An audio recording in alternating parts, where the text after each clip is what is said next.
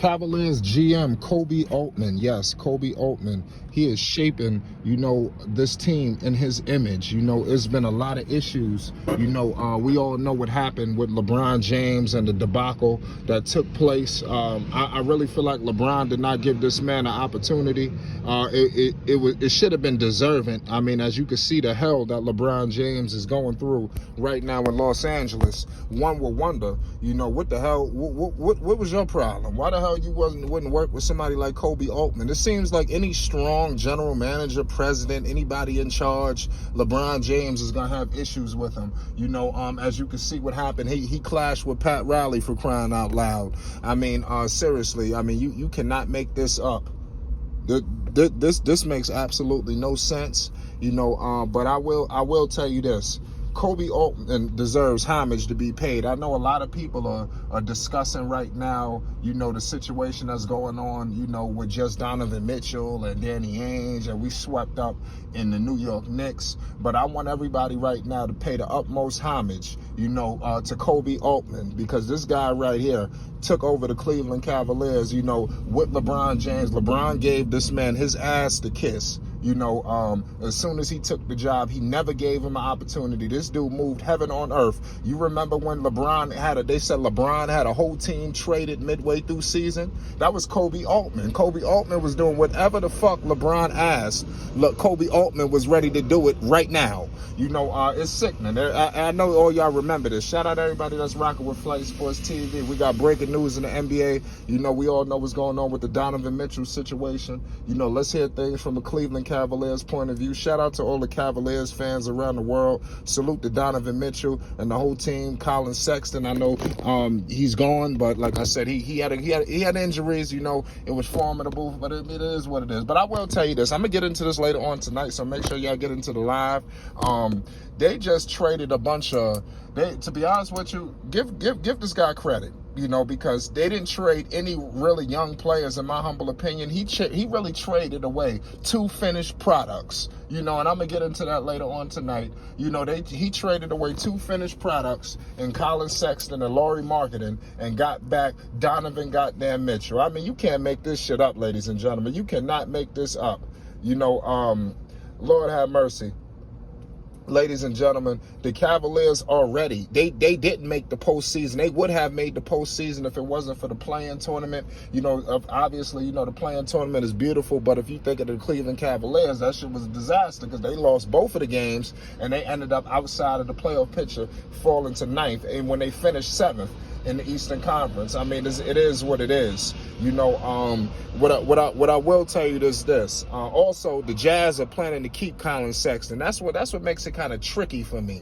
Give Koby Altman credit because I don't see how he beat the Knicks deal, but it is what it is. When you start to really psychoanalyze the situation that Donovan Mitchell is stepping himself into, mind you, like I said, Koby Altman, I'm sorry, Koby Altman was the general manager, but he is the president of basketball operations. He got an extension. His extension is going all the way to 2028. This is how good this man has been. But being the fact that he's in Cleveland, nobody gives a fuck. But this guy seriously is doing his thing. It's wild. And then he also, not only did he, elevate to president, but he hired Mike Gaintsey as the general manager. I believe that's how you say his name. And these two, along with, give credit to all of them, and even my other guy, Dan Gilbert, give this guy credit, the owner, because he's really falling back. He ain't all up in the videos, you don't see all of that, you see what he's doing, he's letting these guys run the organization, and you see what's happening. LeBron James should have gave Koby Altman a chance, but I mean, it is what it is. And give Koby Altman credit because LeBron tried to do what he's trying to do right now to the Lakers. They asked LeBron, well, LeBron told Cleveland to trade that pick. It was the Brooklyn pick that ended up being Colin Sexton that ended up facilitating this Donovan Mitchell deal. So you got to understand what the method to the madness. When you see Genie Bus, you see the Lakers holding him back. You got LeBron running in there. Just give them 2 picks away. Just give it away. Yo, dude, you're not thinking. You're not thinking. You understand? It's not all about the pick. It's all about these first round picks are worth everything. You know, you see what's going on. When you need to get a superstar, you better have some first-round picks to put on the table. Screw the players. It's mostly picks nowadays. You know, it's crazy. But I just wanted to point that out. But seriously, Darius Garland is the truth.